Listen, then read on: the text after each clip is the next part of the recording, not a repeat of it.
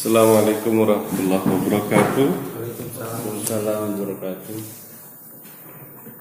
Monggo kita sama-sama baca dulu seperti biasa surah Ali Imran ayat 103 dan 104. Cukup 2 ayat dulu karena kita dibatasi oleh waktu untuk aktivitas yang lain. Monggo kita ta'awuz. A'udzu billahi minasy syaithanir rajim. Ya ayyuhalladzina amanu taqullaha haqqa tuqatih wa la tamutunna illa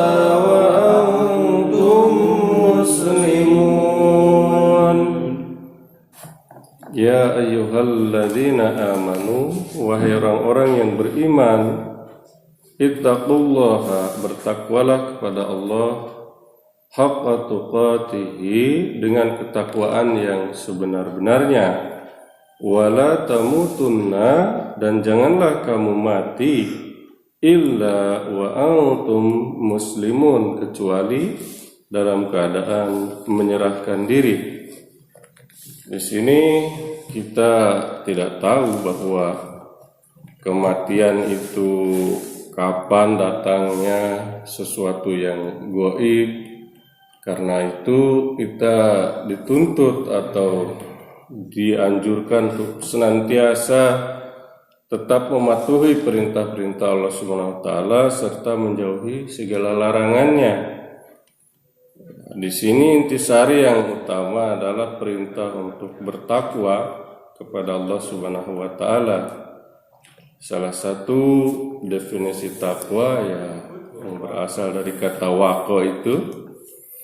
Kata dasarnya waqo, kemudian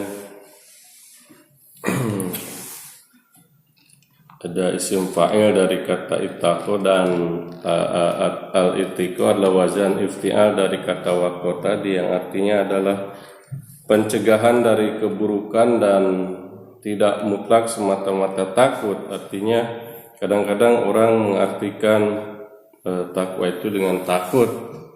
Ya betul juga, takut cuma takut kepada Allah Subhanahu wa taala. Salah satu arti dari kata takwa. Karena di beberapa ayat yang disampaikan oleh Rasulullah SAW biasanya dalam khutbah nikah itu tentang ayat-ayat takwa. Ada salah satunya di surah ini Ali Imran ayat 103 sampai 104. Ada juga di surah Al-Hasyr ayat tadi malam kita bahas juga ayat 19. Itu ya dengan bismillah sebagai ayat pertama tentunya. Kemudian di ayat-ayat lain juga tentang takwa Rasulullah menyampaikan di khutbah nikah itu sampai kadang-kadang sampai 4 ayat, 5 ayat tentang takwa itu. Artinya ya kita dituntut cuma takut kepada Allah Subhanahu wa taala. Ya memang secara manusiawi perasaan takut, khawatir itu senantiasa menghantui atau menyertai manusia. Ada takut misalnya dia ketika nikah takut dihianati setelah nikah, nanti diselingkuhi misalnya. Suami takut ditinggal istrinya karena selingkuh, istri takut tidak dipercaya oleh suaminya.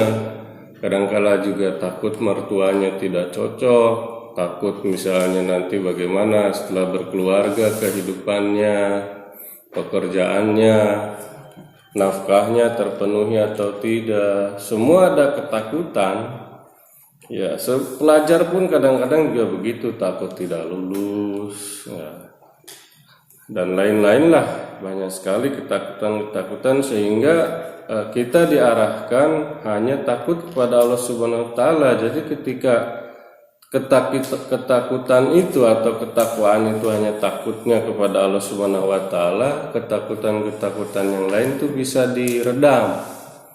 Itu kenapa orang banyak risau segala macam, karena dia tidak mengutamakan takwa kepada Allah Ta'ala, tidak takut kepada Allah Ta'ala ini tidak ditempatkan di hal yang pokok.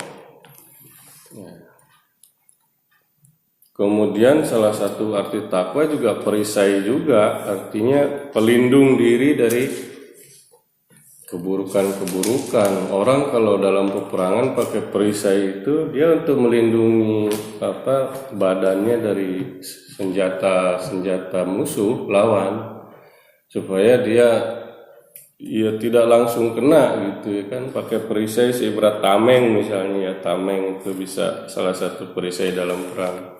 Nanti pelurunya itu kena tameng dulu sebelum mengenai badan, itu artinya untuk melindungi badan dari serangan senjata lawan. Nah, kalau dalam kerohanian ya tamengnya adalah takwa itu, yaitu untuk melindungi diri, memperisai diri dari hal-hal yang dilarang oleh Allah Subhanahu wa taala.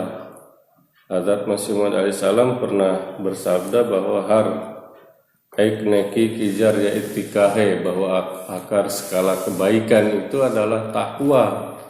Agar ya jarahi, apabila akar ini ada, tosab kuceraha ya, maka semuanya itu akan ada. Karena hal yang pokok di ayat ini, di ayat-ayat yang lain juga intisarinya adalah takwa itu. Hadrat Abu Hurairah itu salah satu sahabat Nabi pernah ditanya mengenai takwa ini ya. Beliau ditanya, Tuhan, apa menurut engkau definisi takwa? Beliau mengatakan kepada orang yang bertanya itu, bagaimana sikap engkau ketika engkau berjalan di tengah-tengah semak yang berduri? Maka orang itu berkata, ya aku akan menjaga kakiku, anggota badanku dan pakaianku supaya tidak robek, tidak kena duri-duri itu. Hazrat Abu Hurairah kemudian menyampaikan bahwa seperti itulah takwa. Kita berhati-hati dalam bertingkah laku, kita berhati-hati dalam berbuat, beramal, sehingga kita selamat. Kalau seibarat tadi di tengah semak-semak yang berduri pakaian kita juga dengan badan kita selamat, ya dalam hal ketakwaan dalam kehidupan sehari-hari ya kita selamat, kemudian orang lain pun selamat. Ini ada kaitannya dengan seorang muslim, karena al-muslimu man salima lisanihi wa yadihi. Seorang muslim itu dia yang menyelamatkan dirinya dan orang lain dari lidah dan tangannya, sehingga dia akan berhati-hati dengan ucapan dan perbuatannya.